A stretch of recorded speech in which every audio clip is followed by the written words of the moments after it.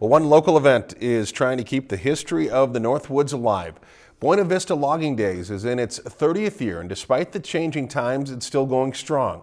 For this week's Community Spotlight, Lacey Monteleone shows us why those behind Logging Days hope to pass on logging traditions to future generations.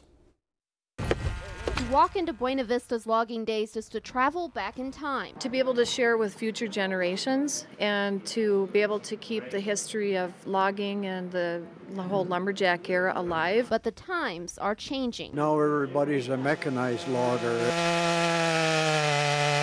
The traditional form of logging is beginning to fade away. It's hard to find somebody to recognize and induct into the Hall of Fame. Letson's father started Logging Days back in 1983. Although attendance is down, many people continue to come together to make the event possible year after year.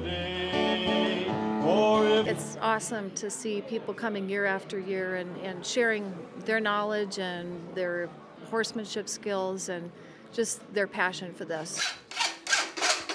People like Joel Hamilton, a local blacksmith. I grew up with horses and we needed to have them trimmed, so I learned how to trim and then I learned how to shoe, and the more I learned, the more I wanted to learn and just continue to grow. Working together proves to be just as important now as it was then. Earl, if he could be here today, would be just pleased to see such cooperation. This being the 75th anniversary of Paul Bunyan, all the visitors share one thing in common, and that's the dress code. A lot of people come and just to have the enjoyment and shoot the bull, I guess, and have a lot of fun. The founder's family hopes to keep this 30-year-old event going a little longer. We already have a good start in that direction. I have a couple boys. Remembering Logging Days means a lot to the older folks. A lot of us made our living working in the woods. I made my way through high school working in the woods.